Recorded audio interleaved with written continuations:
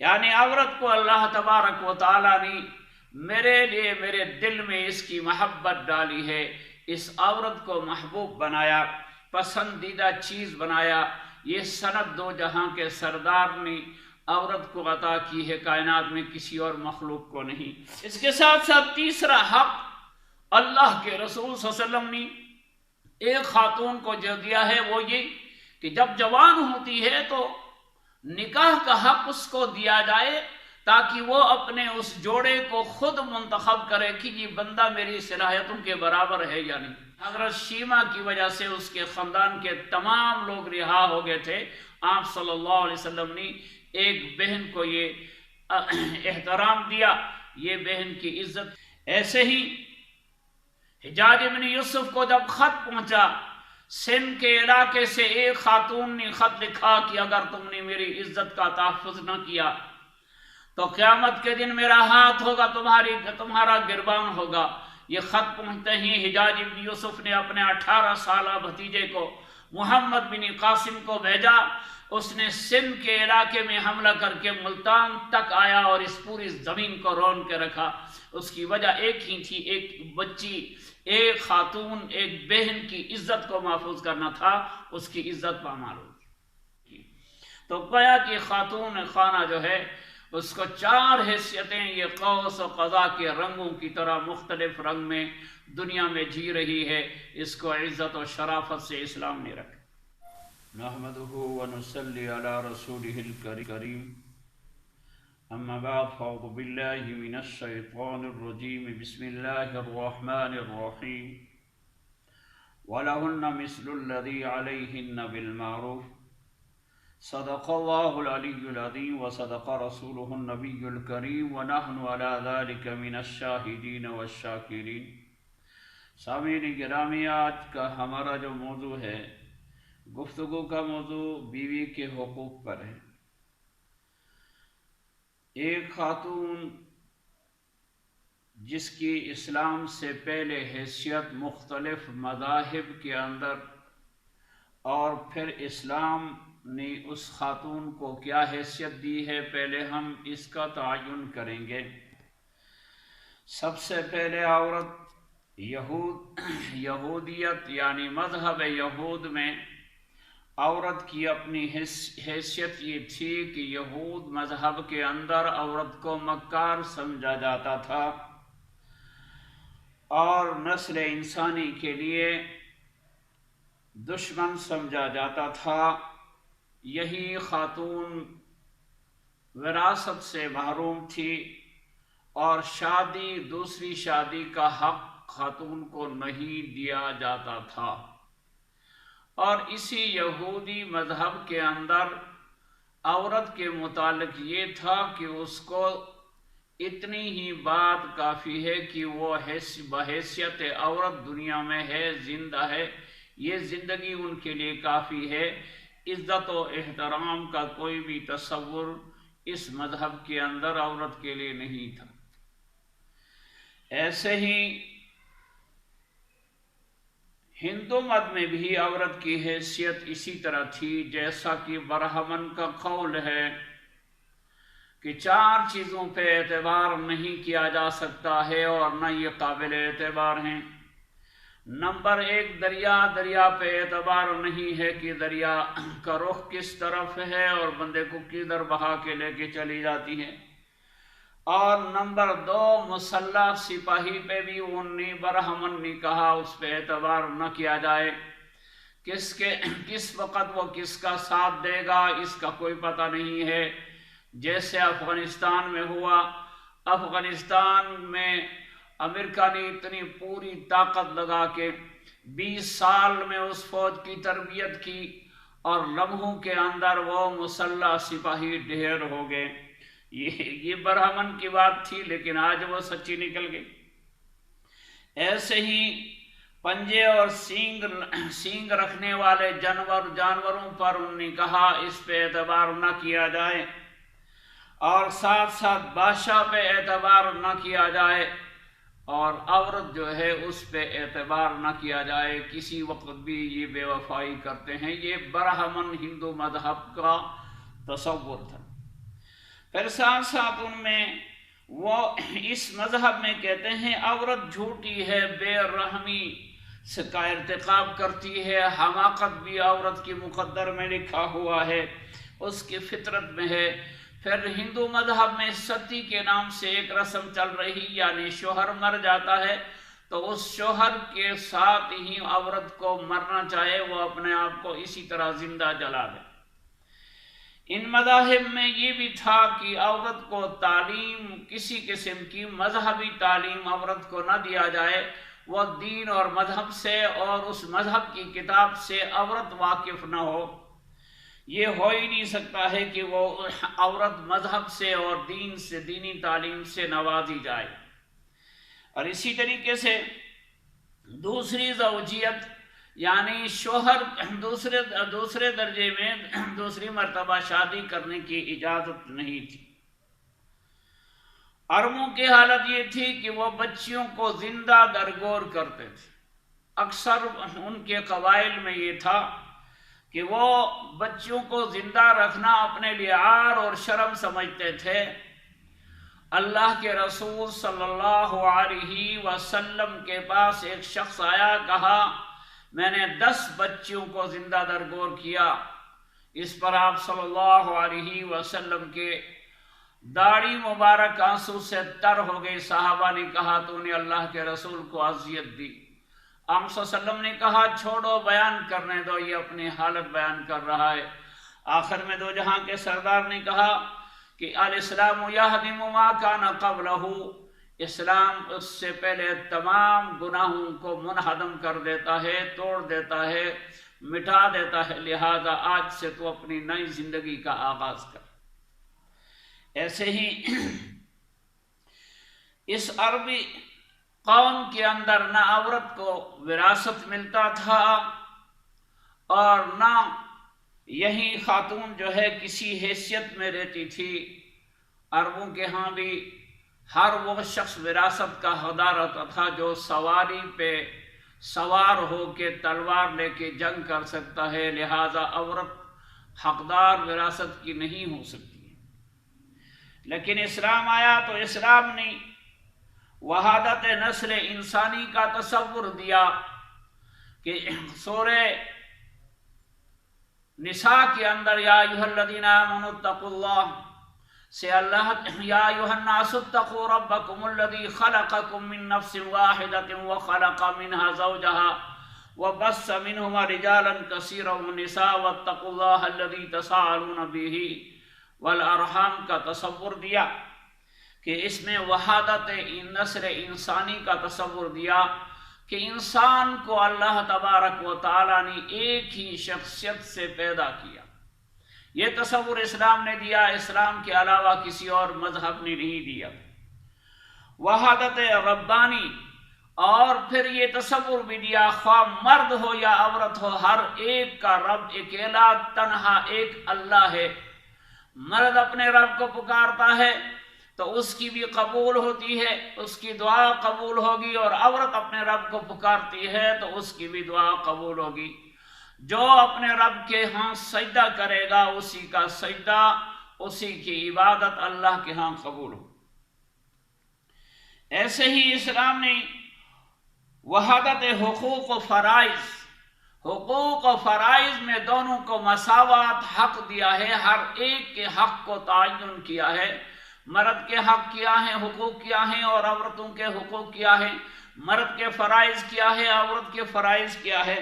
اسلام نے یہ تعین کیا، اور پھر اسلام نے انسان کے فضیلت کا جو معیار رکھا ہے وہ ایمان اور عمل رکھا ہے۔ فضیلت خواہ مرد ہو یا عورت ہو، اس کو فضیلت اس کے ایمان پہ اور اس کے عمل کی قوت پر ہوگا۔ جس کا ایمان اور جس کے عمل کی طاقت مضبوط ہے وہی شخص نجات بھی پائے گا، وہی اللہ کے ہاں معزز بھی ہوگا، وہی فضیلتوں کی بلندیوں کو چھوئے گا۔ اس کے علاوہ یہ جو تصور ہم نے پیدا کر رکھا ہے کہ عورت کی کوئی بات قبول نہیں ہوتی، یہ جہالت۔ جیسے قرآن کریم میں اللہ نے فرمایا من عمل صالحا من ذکر او انسا وہو مومن فلنحیینہ حیاتا طیبہ، من عمل صالحا، جس نے نیک عمل کیا خواہ مرد ہو یا عورت، وہو مومن، اور اس حالت میں کہ وہ ایمان والے ہوں، فلنحیینہ، پس ہم اس کو زندگی عطا کریں گے، حیاتا طیبہ، پاک صاف زندگی۔ جس نے عمل کی دنیا میں اپنے اچھائی کمائی اور ایمان کی طاقت حاصل کی، اللہ تبارک و تعالیٰ کہتے ہیں ہم دنیا میں بھی اس کو طیب زندگی عطا کریں گے، آخرت میں بھی اس کو طیب اور پاک صاف زندگی حاصل ہوگی۔ ایسے ہی آپ صلی اللہ علیہ وسلم نے خاتون کو محبوبیت کی سند دی، دو جہاں کے سردار نے اپنے احادیث مبارکہ سے محبوب ہونے کی سند آپ صلی اللہ علیہ وسلم نے دی۔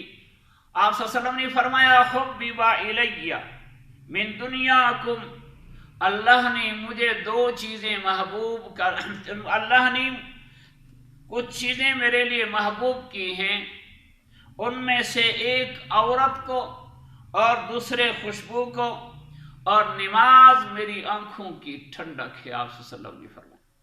یعنی عورت کو اللہ تبارک و تعالیٰ نے میرے لیے میرے دل میں اس کی محبت ڈالی ہے، اس عورت کو محبوب بنایا، پسندیدہ چیز بنایا۔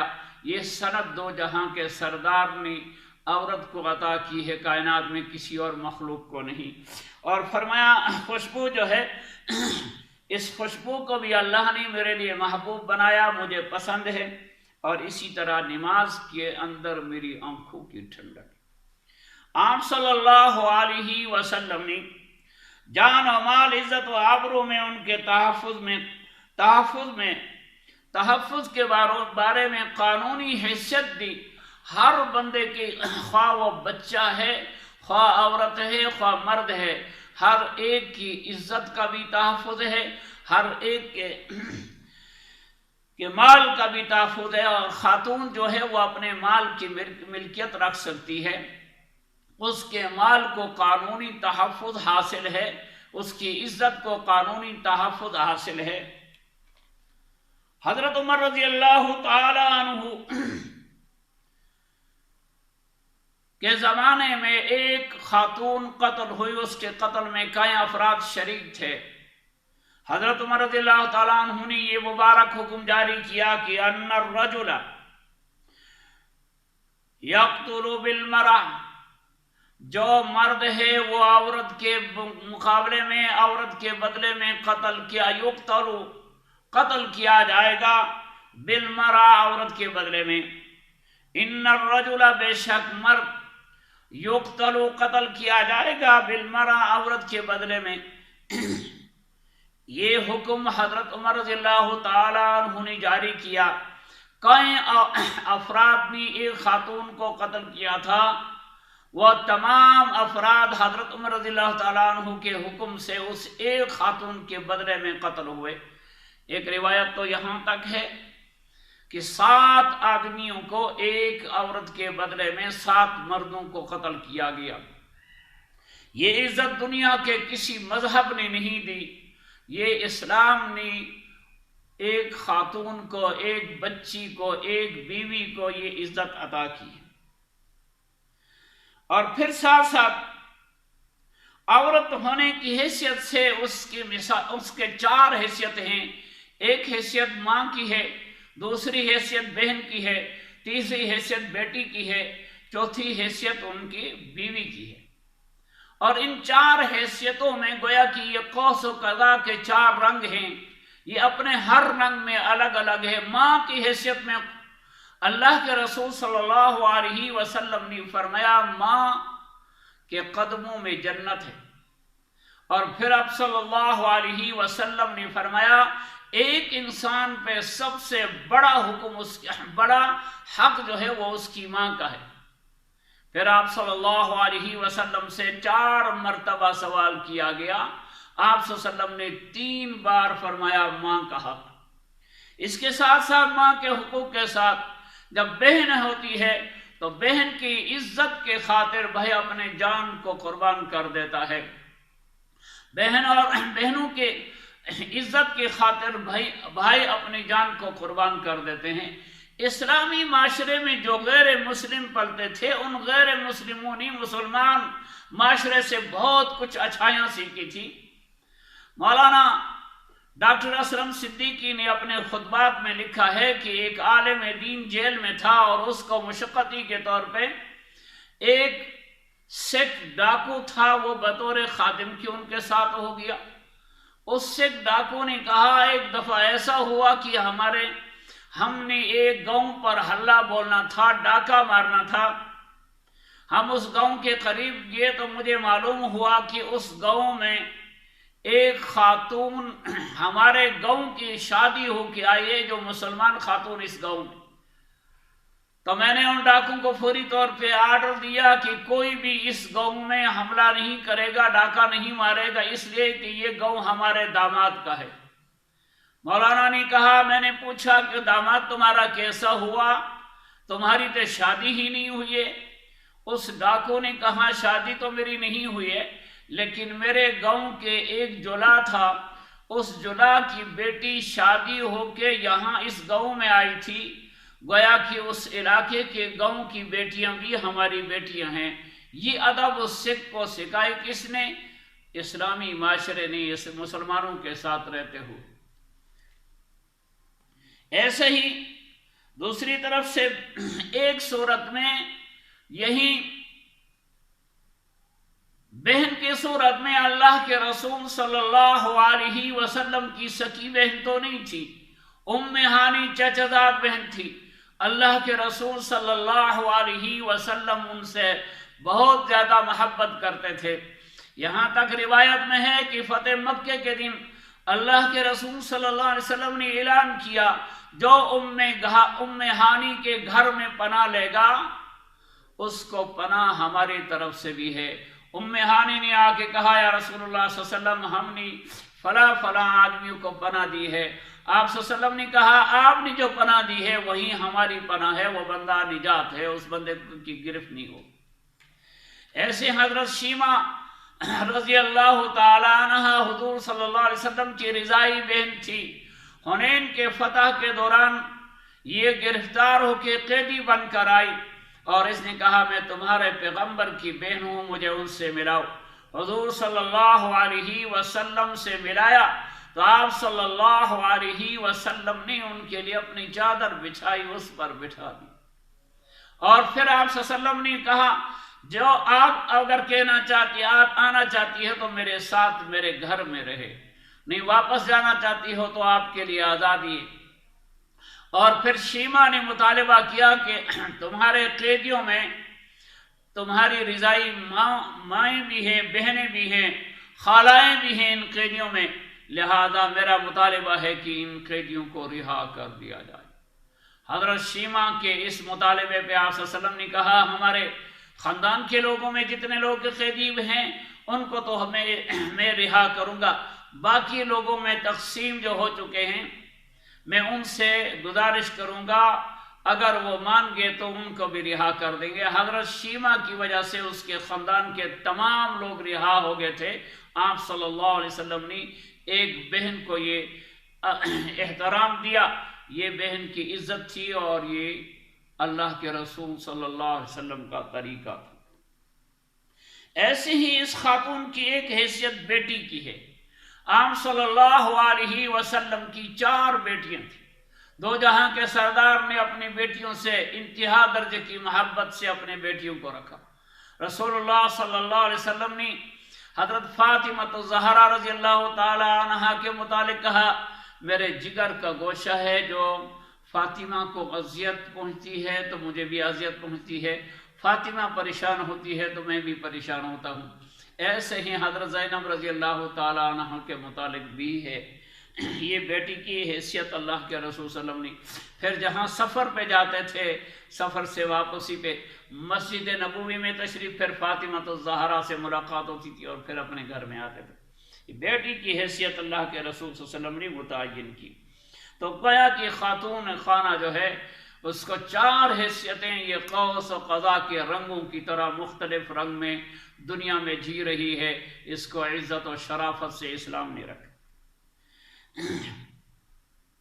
اور پھر اسلام نے تو مسلمانوں نے اس بیٹی کے بہن کی عزت پہ مسلمانوں نے آگ اور خون کے دریا عبور کیے ہیں، ایسا نہیں، بلکہ رسول اللہ صلی اللہ علیہ وسلم کے زمانے میں اسلام کا سب سے پہلا معرکہ جو مدینہ منورہ میں بنو قینقاع کے ساتھ ہوا تھا، وہ ایک خاتون کی بے حرمتی پہ بنو قینقاع کے یہودیوں نے ایک خاتون کی بے حرمتی کی تھی، مسلمان خاتون، اس پر یہ پہلا معرکہ ہوا اور بنو قینقاع کے لوگوں کو آخر کار جلاوطن کر دیا گیا اور وہاں سے مدینہ منورہ سے پورے علاقے سے ان کو نکال دیا گیا۔ یہ اسلام کا پہلا معرکہ ہے، ایک خاتون کی عزت و حرمت کی پامالی کی وجہ سے ان کو جلاوطن ہونا۔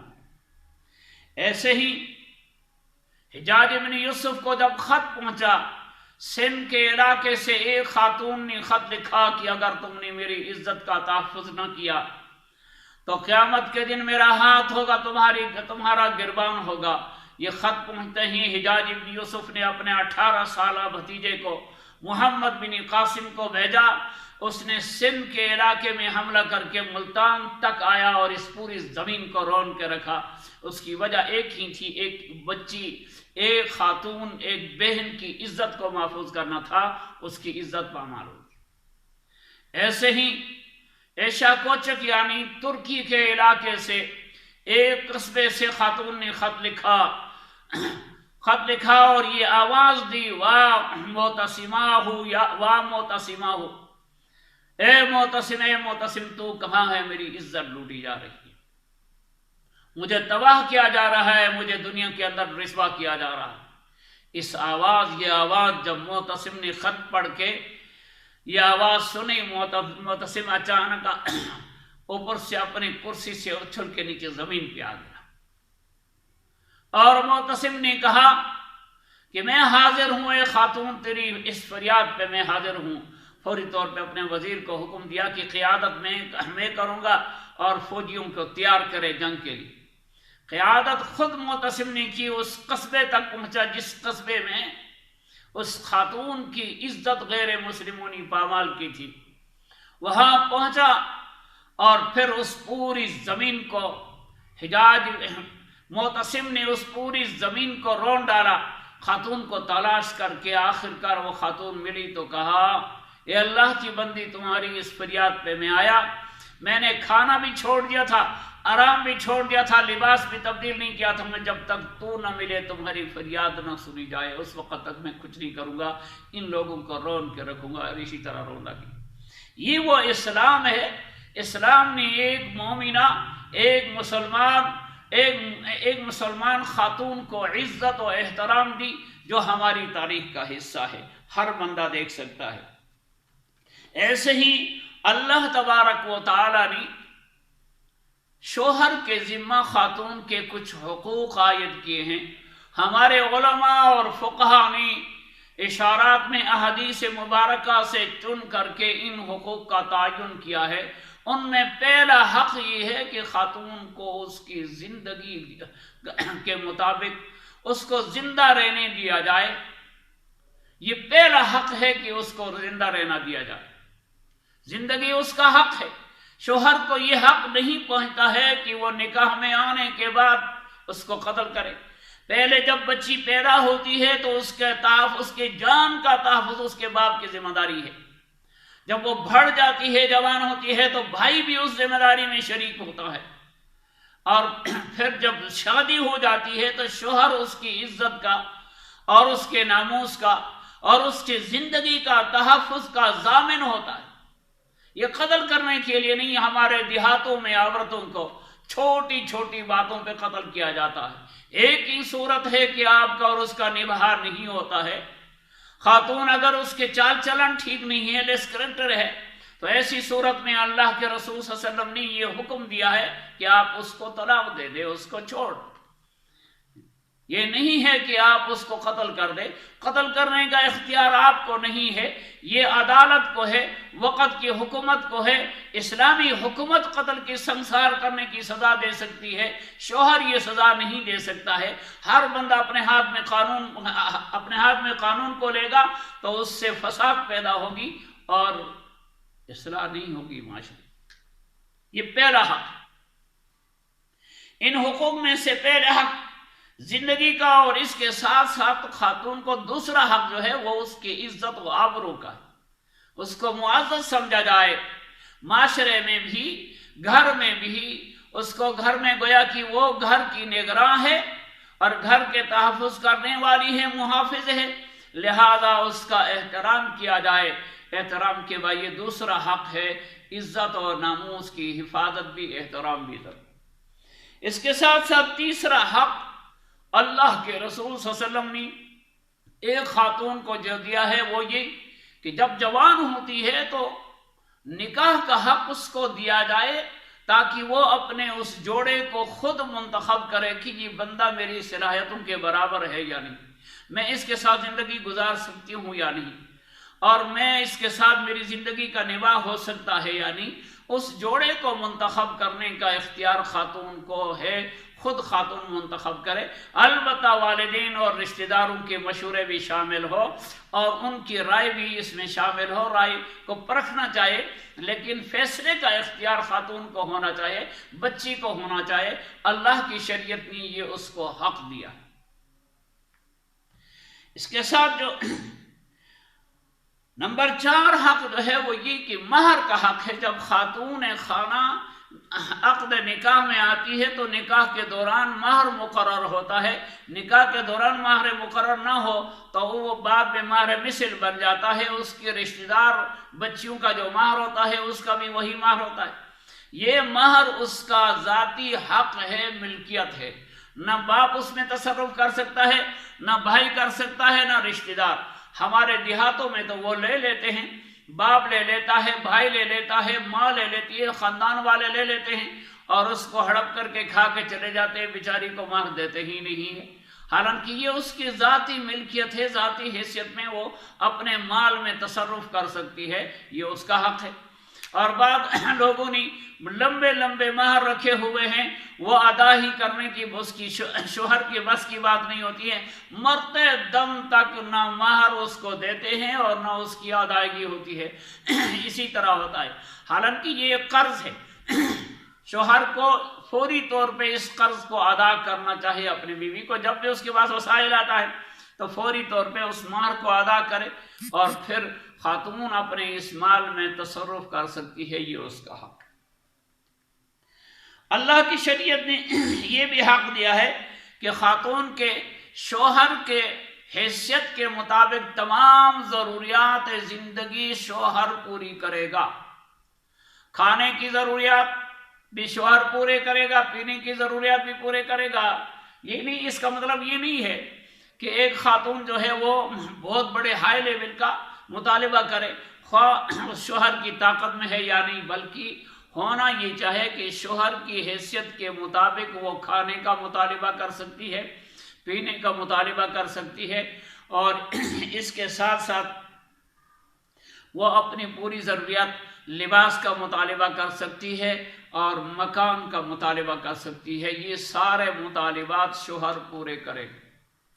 مکان کا اگر خاتون کا مطالبہ ہے کہ مجھے آپ اپنے والدین سے الگ رکھے، ویسا شرعی اعتبار سے تو ہونا تو یہ چاہیے کہ پورا خاندان اگر اکٹھے ہیں تو وہ خاتون بھی اس خاندان کے ساتھ اپنے زندگی نبھا کے، ان کی خدمت کر کے، اس اچھے گھرانے کی خاتون بن کے، اچھا معاشرہ بنا کے اس معاشرے کو جیسا پہلے سے چل رہا ہے اسی طرح چلانا چاہیے۔ لیکن بدبختی یہ ہوتی ہے کہ خاتون بچی شادی ہو کے اپنے گھر میں داخل ہوتی ہے تو ساس نے یہی سوچنا ہے کہ یہ ایک باہر سے ایک بیگانی خاتون آ گئی اور اب میرا اور ان کا نبھا نہیں ہوگا۔ خاتون نے، بچی نے بھی یہی سوچنا ہے کہ میں ایک بیگانے گھر میں آئی ہوں، کچھ دنوں کے بعد میں نے نکلنا ہے، پھر کچھ دنوں کے بعد اس نے پروپیگنڈا بنانا ہے، ساس نے بھی بنانا ہے۔ ساس بہو کی لڑائی ہمیشہ سے چلی رہی ہے، زمانہ قدیم سے آج تک، اور پھر آخر کار نتیجہ یہ ہوتا ہے کہ وہ الگ ہو جاتے ہیں، پھر ماں باپ کی خدمت سے بھی محروم اور پھر خاندان سے بھی محروم۔ ہر روز خاتون نے کسی نہ کسی طریقے سے شوہر کے کان میں کوئی نہ کوئی بات ڈالنی ہے، نفرت دلانا ہے۔ اپنا خاندان کا کوئی آئے گا تو ساری دنیا کی نعمتیں، سارا بازار اس کا دسترخوان پہ ہوگا، شوہر کا غریب کا کوئی رشتہ دار آ جائے اس کو چائے بھی پلانے کی ہمت نہیں کرتی ہے، اور پھر 1000 گالیاں بھی دیتی ہے۔ یہ بدبختی ہے۔ ایسے ہی ایک حق تو یہ ہے، نمبر 5 حق یہ کہ شوہر اگر مجنون دیوانہ ہو جائے یا ایسے کسی بیماری سے دوچار ہے جو قابل نفرت بھی ہے، خاتون اس کو برداشت نہیں کر سکتی ہے، تو اللہ کی شریعت نے یہ اجازت دی ہے کہ وہ اس سے نکاح فسخ کرا سکتی ہے، اس نکاح کو عدالت میں جا کے نکاح کو ختم کر کے اس سے الگ ہو سکتی ہے، اللہ کی شریعت نے حکم دی۔ اور ایسے ہی دوسری یہ کہ اگرچہ وہ مجنون نہیں ہے، کوئی ایسی بیماری سے دوچار نہیں ہے، خاتون اس شوہر کے ساتھ رہنا ہی نہیں چاہتی ہے، آپ صلی اللہ علیہ وسلم نے اس صورت میں بھی اجازت دی ہے کہ وہ خاتون خلا دے کے اپنے آپ کو آزاد کر سکے۔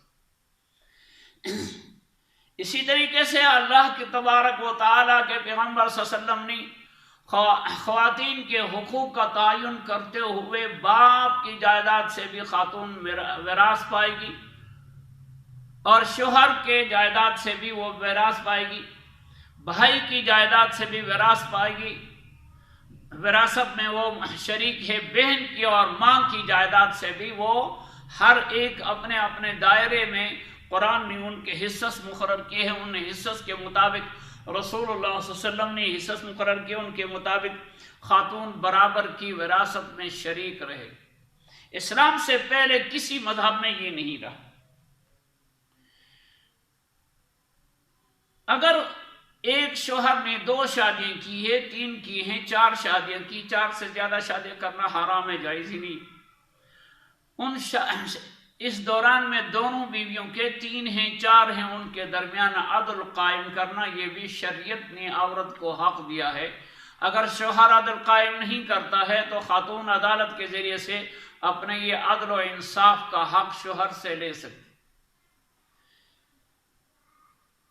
بچوں کی تربیت، گھریلو معاملات کو چلانے کے لیے خاتون خانہ سے مشورہ لینا اور مشاورت سے اس گھر کے نظام کو چلانا، یہ بھی خاتون خانہ کا حق ہے۔